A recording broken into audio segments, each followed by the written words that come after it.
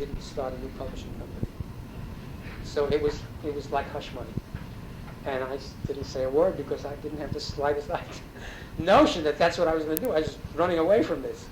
So you can make that explicit nowadays. You agree not to compete for 5 right, years. Right, of course. But they paid me.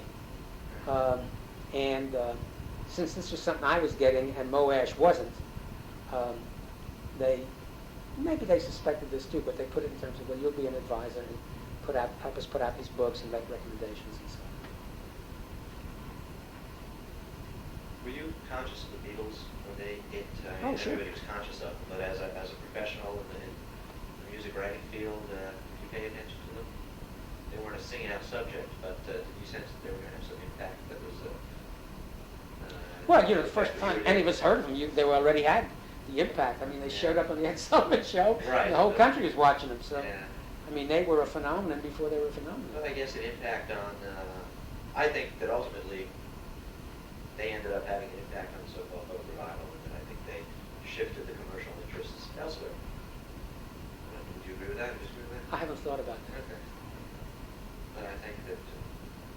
I enjoyed the Beatles' music, but I mean, to me, it was part of the new cultural stuff that was coming along. It was just a different kind of hip and all that. I didn't think about it too much. This term folk rock, did you ever react to it positively, negatively, with neutrality?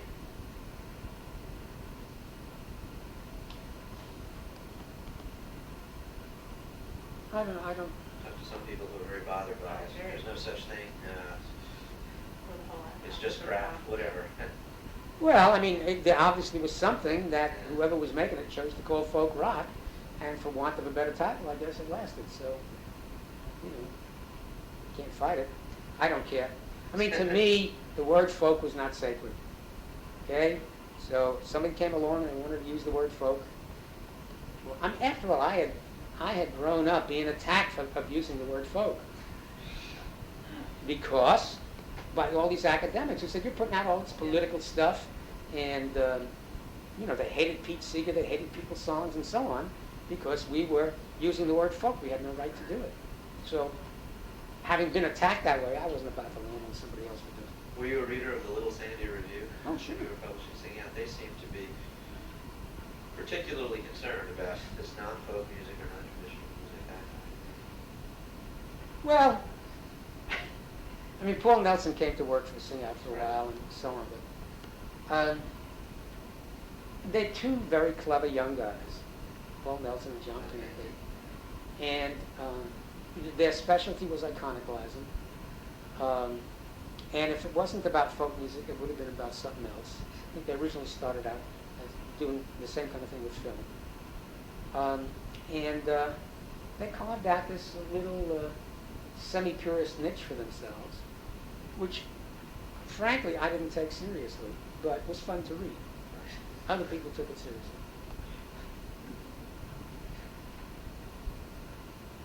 I want to ask you, what happened at Newport 65? I've heard 6 versions of it. Did they boo Dylan? Did they sit on their hands? Did they cheer Dylan? I don't think anybody sat on there. Maybe some people sat on there. I think, well, no, that's probably, I think some people were stunned, some people cheered, and some people booed. Was it the loud chorus of boos that you hear now with Peter Yarrow then leading Dylan out in tears afterwards to make him I think the boos must have come from the people down front. My impression... Somebody told me they were yelling, "We can't hear you." That's what they were really doing. Well, they couldn't hear the words, Yeah. which is part of what they were saying. Oh, and part of what they were booing, I see. I think so. Yeah. I think so. Were you the audience? Were in the audience. I don't recall anymore. Yeah. I mean, it wasn't that much of a magical moment for Okay. me. Other people, like where were you the day Kennedy got shot? I remember that, but where I was standing when Dylan came out. Well, it was said that Pete flipped out. What was Pete's? Pete apparently I'm interested in Pete's was reaction. very distressed. But I never discussed it with him, really. It's just secondhand. So you'd have, better ask him. Sure. Yeah. Yeah. No, it was Pete flipped out too. Pete. I'd like to talk a little bit about Pete. I don't know if you. I mean, he's a hard guy to figure out for a casual knower, and that's written in books. You must know him very well, and so I want to ask you anything that make you comfortable. But I had a difficult time figuring out. When we interviewed him, he was very down on what happened in the 60s. And he said the whole thing was, in retrospect, he didn't say he felt this at the Right. time. In retrospect, he thought it was a lot of shuck and jive by the record companies that needed, as he put it so well, a bin in which to put records in. So they called And it they called it folk because that was a good bin. It was really for pop music. Oh yeah, that's what he called it. He said it was pop music, and they found that if they put the folk label on it for 4 years, it would fly out of the stores. So they did that, and he is one of the people who said to us, "Look, this is going to be about Bob Dylan. I don't want anything to do with it." And but when you look back at Sing Out, at a whole lot of stuff from 1962, listen to Newport recordings, Pete's up there promoting Bob Dylan, and he's so I have a hard time getting my hands around what he felt at the time, whether he thought it was not to Columbia himself. And any insights into that at all that you're able to share? Because he's an enigma, as you probably have heard, but you know. He's also a great historic figure if you're looking into this. So it's very tough to get a handle on what he really believed about Pope Sierra 63. It's extremely complicated, and you'd have to be very foolish to venture an authoritative opinion. I've got some opinions, but they're subject to change, even after all these years. Pete is, well, in a sense, he's a driven person, which probably every great artist is. And like certain people who, in other contexts, make history or make waves, he's a person who has the capacity to set the agenda for any group of people he's with. And there is something, in my opinion, slightly disingenuous about it, because he likes to act as though that's not what he wants to do, and therefore makes himself unaware of the actual impact he has on people. And he's too intelligent to believe that. He may block it out. He may think, if I act humble and modest, then that will dampen it, when in fact that's what precisely adds to that whole image. So if he were a truly 100% calculating person, that's exactly what he would do if he were really smart about it. But it's hard to think of Pete as a totally calculating person. Nevertheless, that's the way it comes out. But he's got, artistically, he has incredible integrity, and I think he is one of the great artists that this country's produced in every way. Any great artist does it within a certain genre, and he's done it in a certain genre suitable to our time, but nobody does it better or has done it better. For a long time, he lived in the shadow of others. It's always hard for people to believe, but I remember in the 40s, in People's Songs days, he got very bitter on a number of occasions because one organization or other would want to put on a concert, and they would want to get Richard Dyer Bennett or Josh White or Burl Ives, and somebody would say, "What about Pete Seeger?" And they'd say, "Oh, we can hear Pete anytime, because he's out there on a picket line or at a rally, a freebie, a concert." And then he said, "So maybe I'm doing the wrong thing." He said it at the moment. He obviously didn't stop doing whatever he was doing. Sure. But it annoyed him, it dug at him, that he was being taken for granted by the very people who he felt. He was giving up stuff that people like Burl Ives and Richard Dyer Bennett weren't. And that bothered him. But I think Pete's biggest frustration was that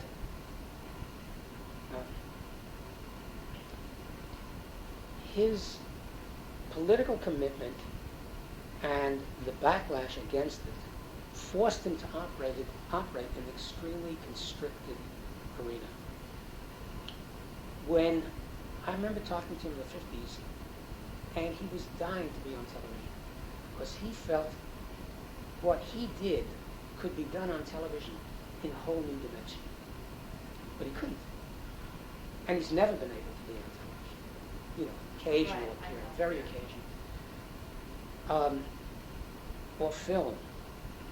And yet, here's a person who is so compelled to communicate.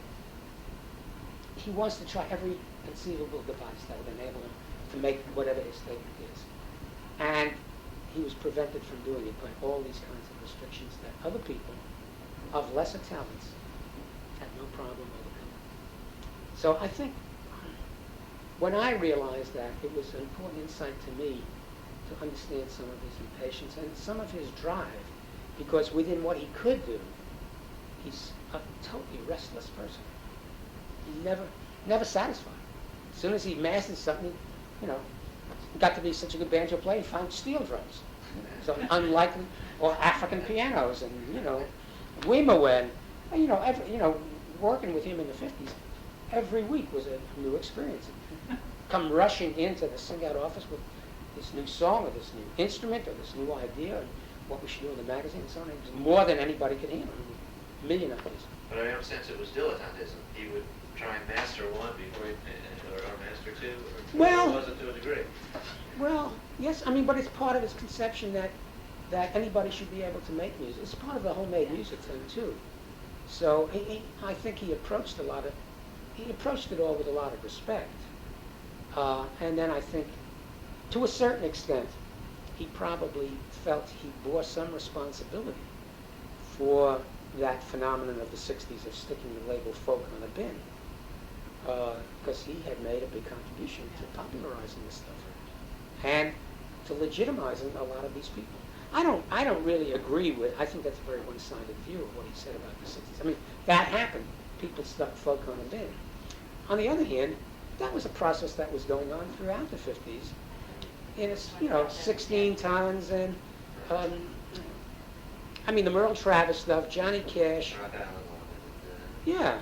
Well, Rock Island Line came off of the Weavers, but then it got picked up again by others. Yeah. But there was a percolation that was taking place in the 50s, independent of Pete Seeger, so that the industry, it wasn't that they put the word folk on pop songs. It's that folk-derived songs became a new aspect of pop. But that always happens. That's the co-optation process is endemic to all kinds of art under capitalism, because capitalism requires a constant infusion of new forms, new product, basically. And where are they going to get it? Very often they get it from the avant-garde. Today you've got the huge comic revival, but back in the 50s, when the Beats were doing comedy, there was nothing commercial about it. Or the same thing with bop, or early jazz. It's not exclusive to folk music, this phenomenon of feeding off of what's new and avant-garde and commercializing it, and then discarding it after it runs out of its monetary usefulness. So it also happened to folk music. Big deal. That's the price you pay for living under capitalism, in my opinion. Well, you're right, but I think you said it at a point, which is about capitalism takes off down on finding artists. You always see it like where artists go to live. I always think this is so funny, where artists will go to live. They'll go to the cheapest neighborhood in town, and all of a sudden the cheapest, Exactly. neatest spot. And it's so expensive, Sausalito or Soho, the artist, becomes the spot there. And then the artist can no longer afford to You live can't there. afford to live there, exactly. In New York, you can see them go from the Village to Soho to the East Village. Yeah. They're out of all of them now. Of course. Nobody can afford them. Not the artists. Did Pete ever just plain flat out want to be a star? Want to have a hit single? Want to get that level of recognition? Because it's sometimes humanly gratifying, and there's nothing wrong with it. I suspect yes, but I think it would always be because people would recognize what he was doing, not because he wanted to accommodate himself to it. Yeah, he is very. One thing he kept talking about when we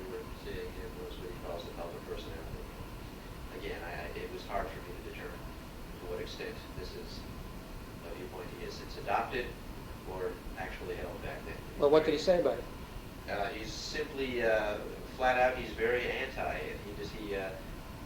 I guess the most clear-cut illustration of it was to disparage what he generically referred to as the singer who writes a song and has a guitar and stands up on stage and might as well be singing, "Aren't I good? Aren't I great? Don't you love me? Look at me here." It was very, very disparaging of that type of thing. And I didn't get into a debate with him about it. I wanted to know his views, but I personally enjoy going to see a lot of singers who are performing for the sake of letting me see their performance, because they play an instrument well, or they phrase a song beautifully. I have no problem with that, but Pete disparaged that. I felt very strong, very strong. The cult of "look at me, here I am singing to you." There's no need to do that. If you're in that position, you can get the room singing. I'm paraphrasing him, but that was. Would you say that's a fair assessment of it? Yeah. Well, I'm not surprised, of course, but I think you'd be hard pressed to defend that. I'm not sure. I mean, you take Paul Robeson. Okay? Now, nobody could accuse Paul Robeson of standing up to sing in order to get people to say how wonderful he was. But that was certainly the effect he had, and it certainly was an incredibly powerful personality. I knew Paul really well. We worked together. But of course, he had a purpose that was larger than self-aggrandizement, even though that's the impact. And unless one takes that into account, then you can tend to dismiss any great artist as, simply cult of personality, which doesn't make sense. I mean, even if the purpose is not political or even ideological, but still it's a purpose that's larger than oneself, including enormous respect for the music or the art or whatever the case may be. Entertainment or respect for the audience is, I think, a noble purpose. Exactly. Yeah. So one has to take that into account. But Pete can get pretty dogmatic at times.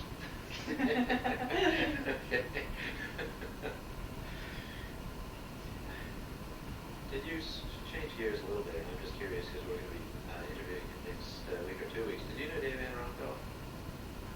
Sort of.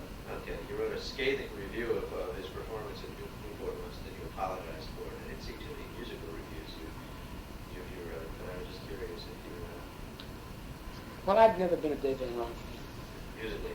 musically or otherwise. Yeah. Well, politically, we were at odds too. I wanted to talk to Dave about his politics. So what was the? I hesitate to put a label on it, but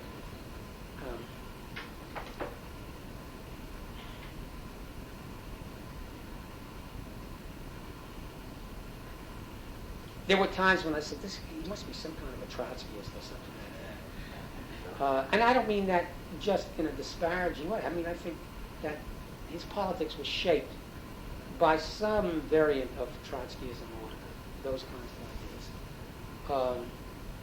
Or maybe it was just plain nihilism, I'm not sure. But musically, I don't know, I didn't like him performing the blues. I felt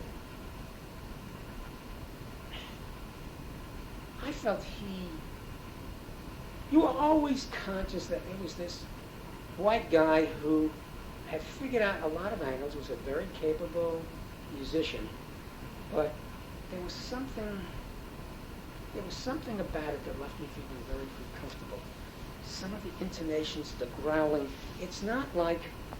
it wasn't as though it's a very delicate thing. I'm not against white singers. I mean, Barbara is a great blues singer in my opinion. But Barbara doesn't set out to sing in order to sound like Bessie Smith or Ma Rainey or anybody else, but to make a statement based on the music. And it becomes her own statement. I don't get that from Dave Van Ronco. I get more like, look how close I can sound to some prototypical blues. That may be unfair, but that was my reaction. But there's something, there has to be something to it simply because Dave just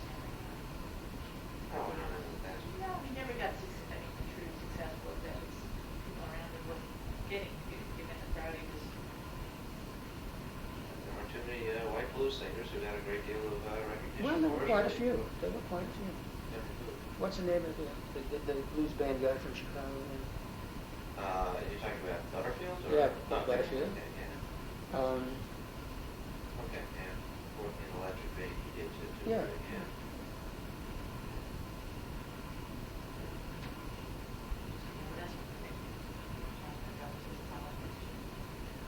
yeah, I'd like to know more about his politics. Well, Dave could explore. Yeah, we'll try and get him to. See if he- Depends on what kind of mood he's in. If he's not into it, he won't tell us. But if he's up for it, He's got at least he used to have a fairly nasty streak too. And he used to make what I felt was sort of a fetish about drinking or an attitude which was at least part put on for show, I felt. well, I think possibly to a degree, Dave wanted to be the bohemian, the figure of sitting in the cafe drinking and adopt Maybe so. a persona. Yeah. I don't know. I mean, we talked, Yeah. but I don't know. Do him at all. Who would you like to listen to In the revival, in the revival? who would I walk across the street to listen to? Let me think. I mean, at the time, I probably could have answered it easily. It varied from time to time. I certainly like listening to Bob Dylan. I always enjoy listening to Pete because he always surprises me. He always does something new, even if it's an old song. So, somebody who's constantly thinking about his artistry.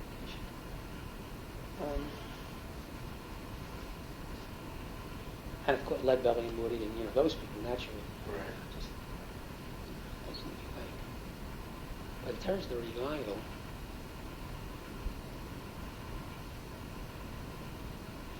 nobody really knocked me out of my socks.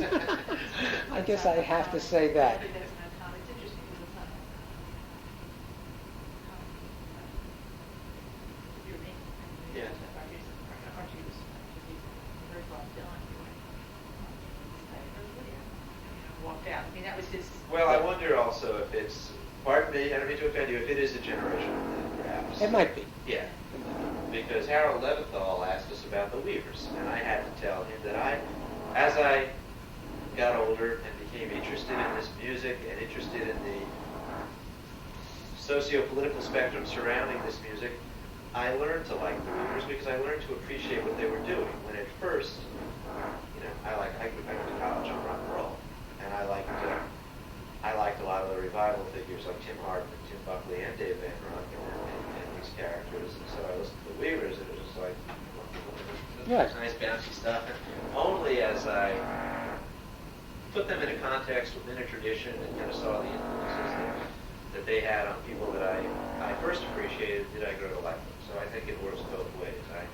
I grew to like some of the folks that you grew up with, and really do like some of them now, but they're not my first most visceral jump at them when I say, oh, I like them. So maybe it's generational. No, I'll go out and hear jazz. Yeah. I loved, in those days, I would hear Muddy Waters, people like that. But, I mean, in part, I was always hearing these people. It wasn't a matter of having to go out of my way to hear them. So to an extent, you take it for granted, but nothing really stands out in my mind. People sending you tapes and songs and things constantly, trying to get into the magazine, and people want you to publish their songs in the magazine. Were you approached or not? Oh, sure. And did anybody ever approach you for the management? I know a lot of people were starting to do management of bands. Did anybody ever ask you to do anything like that? No, the only time that ever happened, this was back in, it must have been 1947, in People's Songs days, and I was 21 or 22. So Sonny Terry came to see me one day. He had been signed up by Capitol Records, and they sent him a contract. And he needed some advice. He didn't know anybody, and he came to me. So I looked at, I didn't know anything, but I wasn't blind, and he was blind, he couldn't read. So I read it through, and helped him with that. And then at some point he said, I said, but I knew enough by then. I said, but there's a clause here that says you're going to give them all the publishing rights. I said, no, you don't want to do that. So he retained his publishing rights. Now, at that point, he said something, why don't you be my manager and so on. I said, no, I really can't do it. And I could have taken the publisher's share of those things, but I said, no, give me 10%, which got turned over to the organization to be good songs. That's the closest I came to being a manager. So I want to know, if you want to tell me, who were the managers fighting behind the scenes at Newport? Al Grossman, Mhm. Harold Leventhal, Manny Greenhill. Yeah. Who else? Remind me of some of the names. I can't keep track of them. Was Gorson on the scene then? Arthur Gorson? He was a smaller time figure. Probably. I don't know. Yeah. I can't actually. The four that we've named are the only people that I can place as the big folk managers of the time. Well, Al Grossman was. Yeah. He was Mr. Big Shot. You had Peter, Paul, and Mary. You had Bob Dylan. What? You had plenty of others. Yeah. He once wanted to manage Barbara, but it never worked out. He finally told her, look, you want too many things. You want to do everything. Because she set certain limitations on what she would do and what she wouldn't do. And he said, you're not hungry enough. You mean in terms of where she performed, where she wouldn't perform? Yeah, but she also had kids. She didn't want to be traveling all the time. And, things like that. And then, he wanted to control her life like he wanted to. She has a political life, and she said, no, I'll decide what I want to do when I want to do it. He said, I respect you for it, but you can't be on my team. Did you know Grossman well, or was he just Not a really, figure no. on the scene? I mean, I knew all these people. Right. I had to. I mean, it's, in my position, you just run into all these Sure, people. in terms of sharing secrets or talking about No, these were not my confidants. Well, what, obviously what we heard about was the best I've heard mixed things about Albert Grossman. So. Oh, probably, in many respects he was I'm sure he fought like a demon for his artists. And he was an erudite individual. If you didn't have business dealings with him, I imagine you could have very lively, fascinating conversations. But you didn't want to have business dealings with him. Or if you weren't a person where there was any kind of potential business relationship, then it all got to be awkward. And I've heard that Harold and Manny Greenhill were seen by a lot of the hungrier artists as just too soft, just not willing to push enough. Any perspective on whether that was true? Or? I think that they were softer than Al Grossman for sure, but Harold Leventhal did very well by himself, very well. But I actually was the person who helped Harold get to be the manager. Well, when the Weavers first started working and they performed at the Village Vanguard, this big hit, they had no manager. And Pete used to go into the Village Vanguard from time to time for a couple of weeks to make some money, and then he went to Max Gordon and said, look, I got this group, and he booked them in there, and they stayed there, and it became popular. And then they started getting commercial offers, so he came to me one day and he said, we need a manager. He says, I don't know who to go to. I want somebody who's sympathetic to what we're doing and to our politics and so on. In those days, I was the organizer of the music section of the Communist Party, so I knew a lot of people in the music field. And Harold was half in and half out of the party. I don't know if I'm telling you stuff out of turn or what difference could it possibly make in a year? But who knows? I mean, who knows what people really care. But anyway, I knew Harold, who at the time was a brassiere manufacturer. And he had a factory out in Queens. But he was in the music section because he had been making a living as a song plugger for a while, or trying to, but his bread and butter was in brassiere manufacturing. So I said to Pete, well, you know Harold, you met him. Why don't you talk to him about it? So I brought the two of them together, and Harold took them on conditionally. He said, well, I'm not going to give up my manufacturing company until I see where this goes, but let's see what happens. And then finally it became full-time. Yeah. Obviously changed the course of his life, you know. Sure, for sure. What do you think? Are you able to articulate a role that Sing Out played in the folk revival? Have you ever thought about that? Well, of course, I don't know. I mean, we started out not as a revival magazine, but as a political magazine. Right. So any role we played in the folk revival was almost incidental, at least in terms of intention. Well, perhaps in terms of your intention. I don't know. Well, my intentions counted for a lot up to a point, especially when there were only two of us putting it out.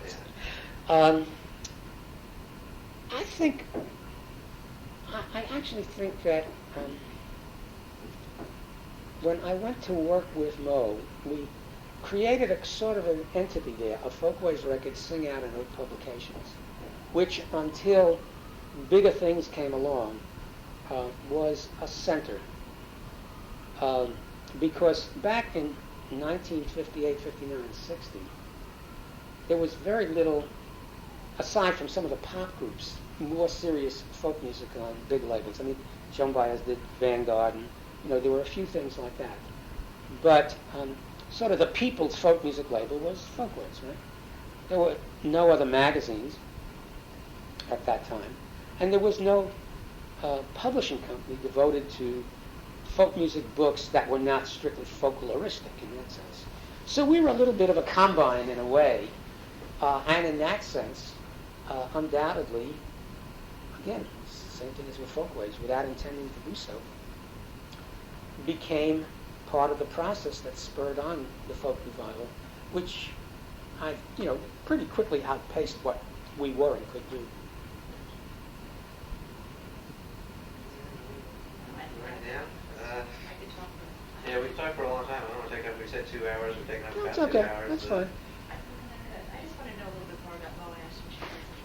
Oh, Yeah. yeah, that's a good idea. Yeah. What would you like to know? That's a big question, huh? I have one thing in mind, and it strikes up a contradiction. I mean, I read a lot about Mo's work and is interested in recording anybody and everybody and everything, which I think indicates a real scholarly interest in music and also love for music and love for different sounds and different cultural expressions.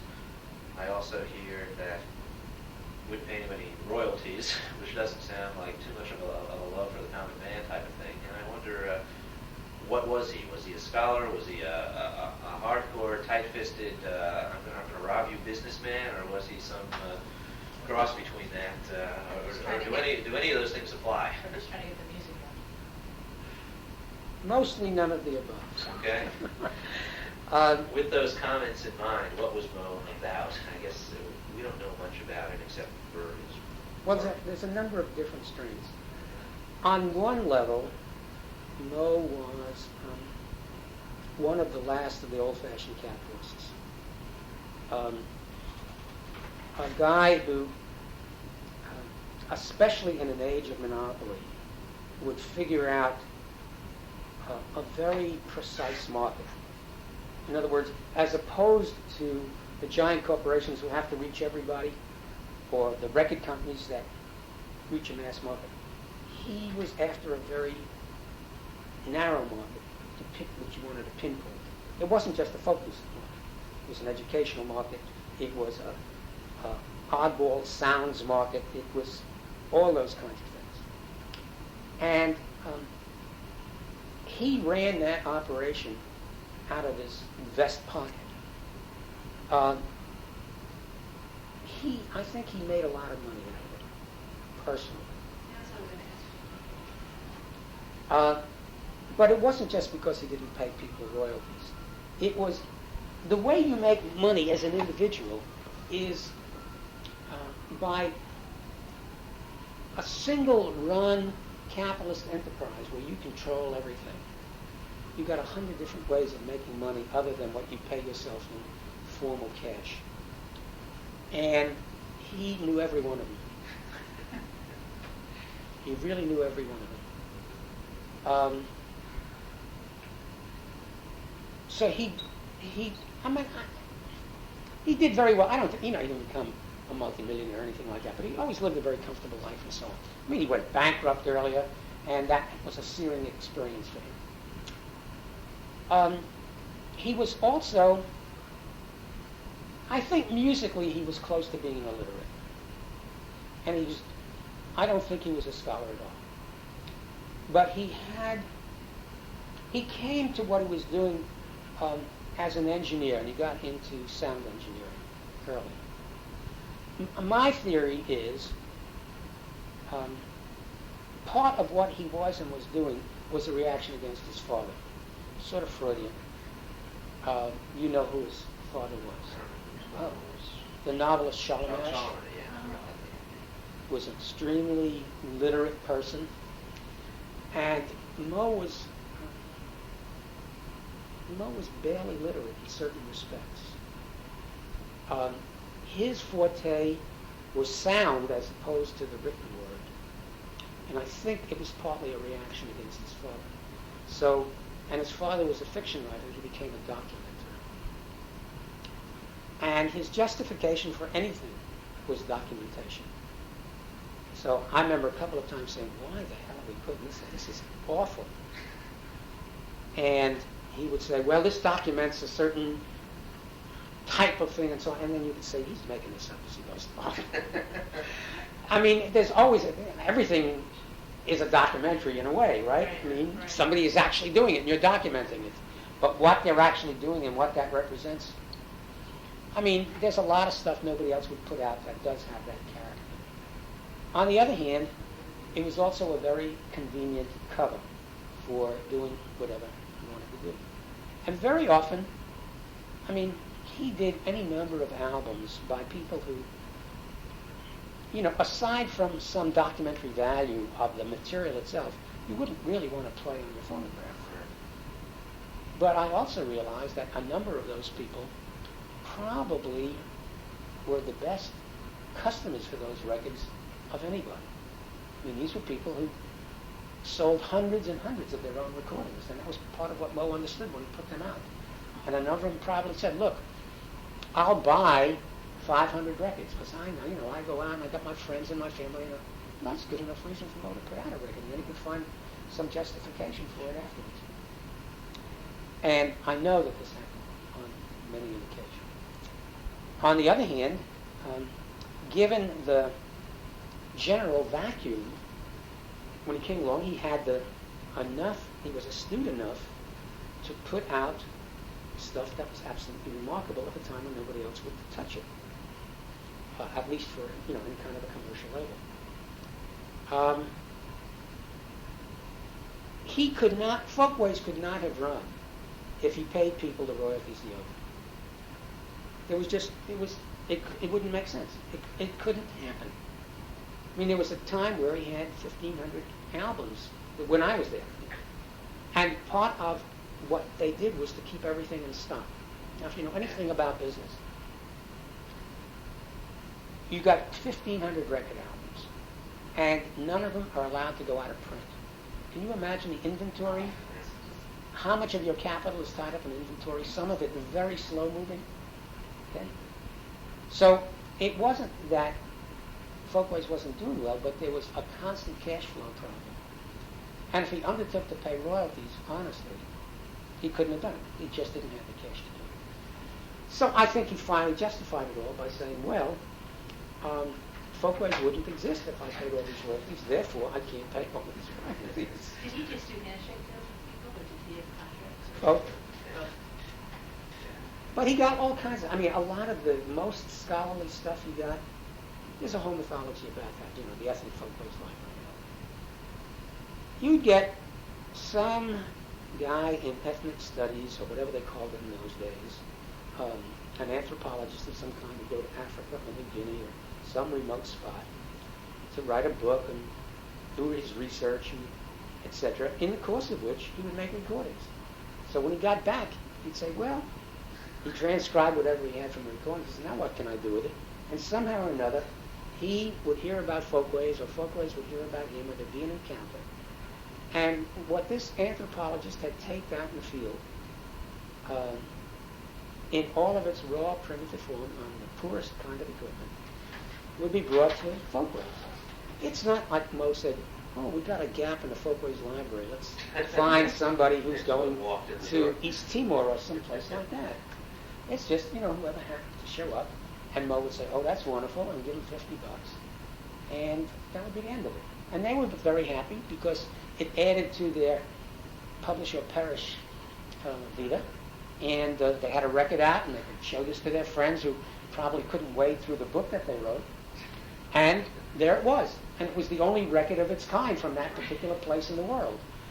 The unfortunate side of that is that for a lot of people who followed that, their only sense of what the music of inner Ecuador was whatever that particular anthropologist happened to stumble upon his one season in Ecuador. And that became the definitive recording of Ecuadorian music. I mean, it was, if you understood the limitations, it was very valuable. But there was a mythology that surrounded it that led you to believe this is the definitive record of authentic Ecuadorian music, or whatever the case may be. Call to walk through the door. Did he go out and solicit people to perform for him, or pretty much? Very rarely, People would just come to him and say, I want to record. And he'd for the say, most okay. part. Well, no, give them a tape, and usually.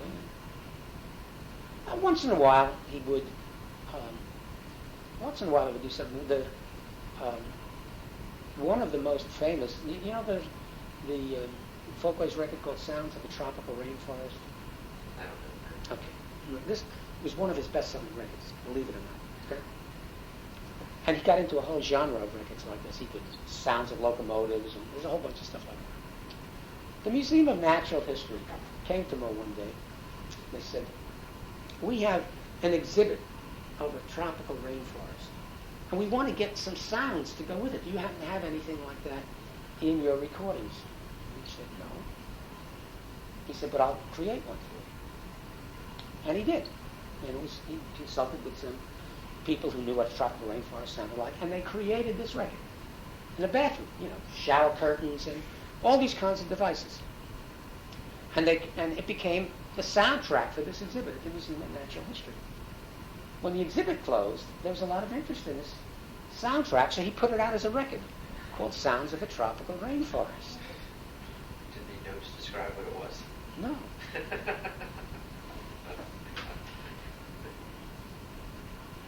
that was a big seller. Big seller. And you can still get it from the Smithsonian That's if right. you wish. That's right.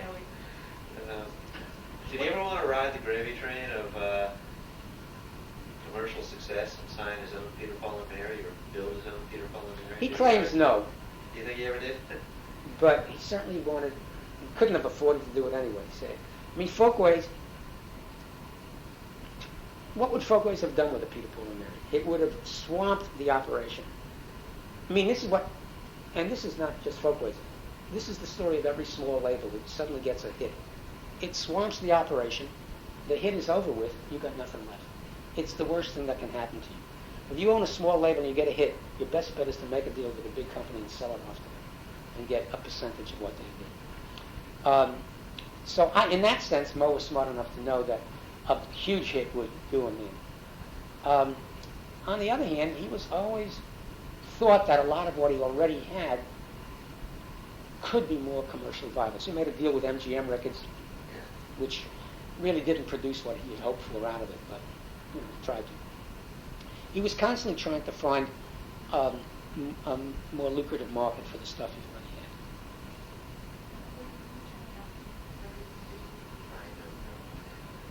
You know how many records he had at the time Folkways folded? You mean produced records? Yeah.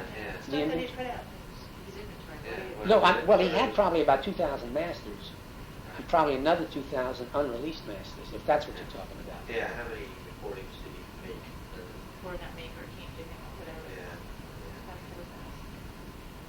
And half the time they get lost in this file. It didn't sound like you had this. No, you were not, and you did not have an interest in Folkways with him. Okay. No, because that predated my association with him. Right. Because you worked So, I worked for Folkways for a while until Oak got to be so big that And I just dropped it. How were you able to do both those and sing it? Was that just a juggling act, or was singing? Listen, You go home. he says with all modesty, I was worth my weight in gold, believe me. I did everything for that outfit. That's a lot. That's a lot of work. You must have felt good actually when you got rid of all this and wasn't under those deadline pressures. Oh, I was under other deadline pressures. All right. I went to work for The Guardian. That's a newspaper. I love it. Yeah. You know, journalistic deadlines never bother me. Payroll deadlines bother me. Do you think anything lasting culturally came out of what we've been terming the folk revival? Probably. Do you have any thoughts on Probably what that too might soon be? to say what. Okay. Well, I think, there was a process underway, sort of the rediscovery of music and lore that, if left solely in the hands of the Academy, might not have lasted. It had just been stuff in the books, a few odd recordings. Of course, I'm not talking about the revival in a much broader sense. I think some pretty good artists came along out of it who made a lasting contribution. But to the extent it was a popular phenomenon, I guess it's fairly ephemeral. I mean, what's one of the legacies of it? I think Sing Out magazine circulation today is probably bigger than it was in the heyday of when I was there. But now you have a very large community of people who play folk instruments, and read this stuff. But it's not like every college kid in the 60s who played a guitar. These are family people. And they have campers, and they go around to festivals, and they're like a whole community. Well, the bluegrass thing is like that today, certainly. But in this folk, whatever, the descriptive term is too elusive, but they know who they are, even if the name defies categorization. And it's a sizable community. So that's part of what lasted, but how long that will last, how long does anything last? I don't know. I get a sense that listening to you in the last couple of hours, your connection was always to the political, I guess, through the whole...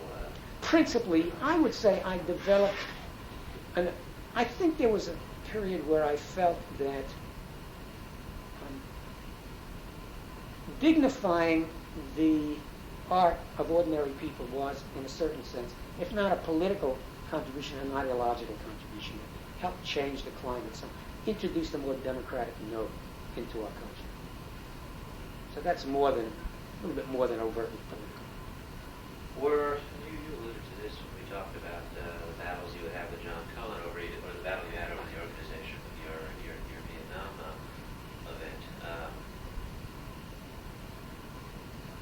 Do you have any sense as to whether these traditional singers that were quote-unquote rediscovered by folks like John Cohen and Mike Seeger were really romanticized to a large degree, put up as an object of worship? Well, of course.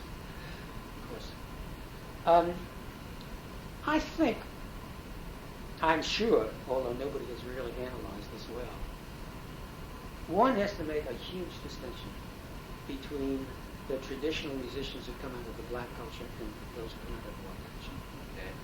In terms of social attitudes, political assumptions and political attitudes, senses of community, connectedness to the larger world.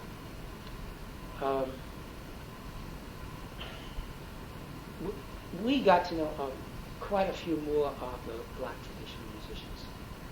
We went to John's Island, the Georgia Sea Islands. Bessie Jones lived with us for about 6 months, and that whole crew came up and hung out with us. Vance Lipscomb lived with us for a while. Fannie Lou Hamer was somebody we knew. They were very different kinds of people, and that speaks to the realities of black existence in the United States as compared to, especially southern rural white. A lot of the southern rural white musicians are people of great dignity and great artistry. But they're very different in 100 different ways. Almost without exception, among the black artists that we encountered in these circumstances, there was a tilt, intuitive tilt, toward more radical politics, which is understandable.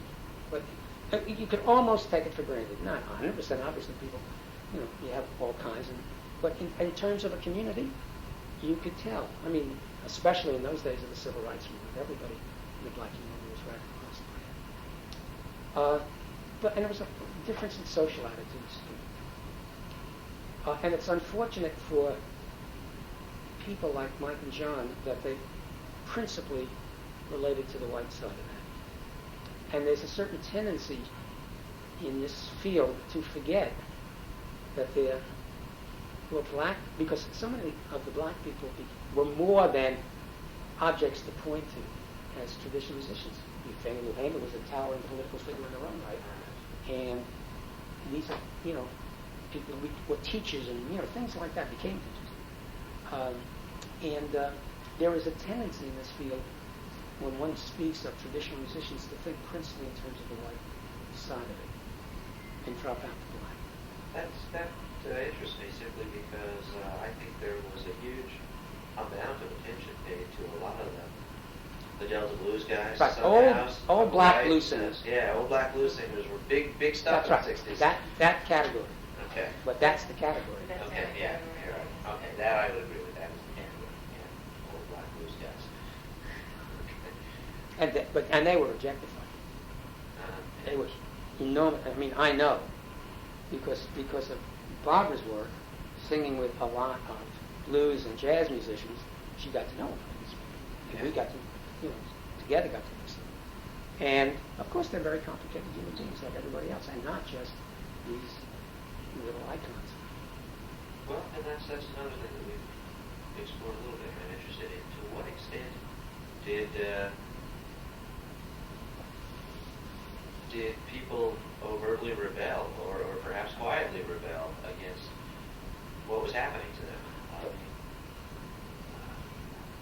Think about how I say this, but you take a guy who you go find, whether he's black or white, and you say, hey, I've heard you on a record you made in 1929, and I loved it.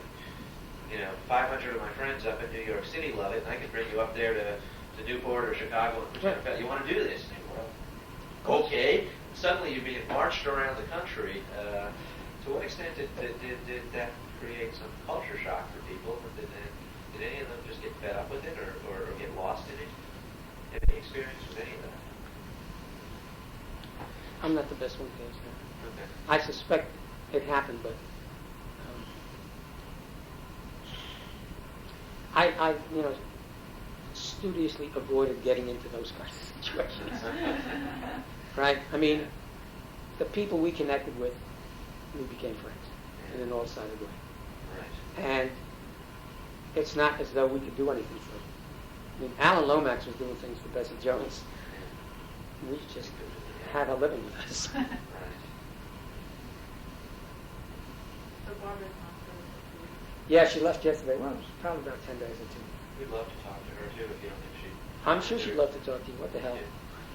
Has Ron come and bought everything you have in terms of?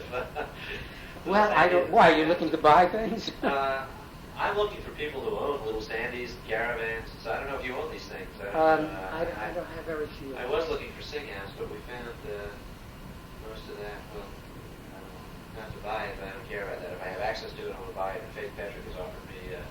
She probably got a complete She's set. got everything. Yeah, that's where I went. Yeah, much better off borrowing them in Xerox. Oh yeah, and that's what I'm doing. Unless you're not for the original. No. In fact, that's what I'm doing today. Yeah, we've been able to borrow. Did you know Charles D? He was a... Travel in your circus, perhaps. Yeah, he's my sister-in-law's father, and apparently he was legal work for some Where did he live? Largemont. Charles Seaton. He did legal work for some years? Way back Way back. when I was there? Yeah, but that could be late 60s or... I don't know. She just kind of remembered it and knew that her father was also a collector. He was a copyright attorney.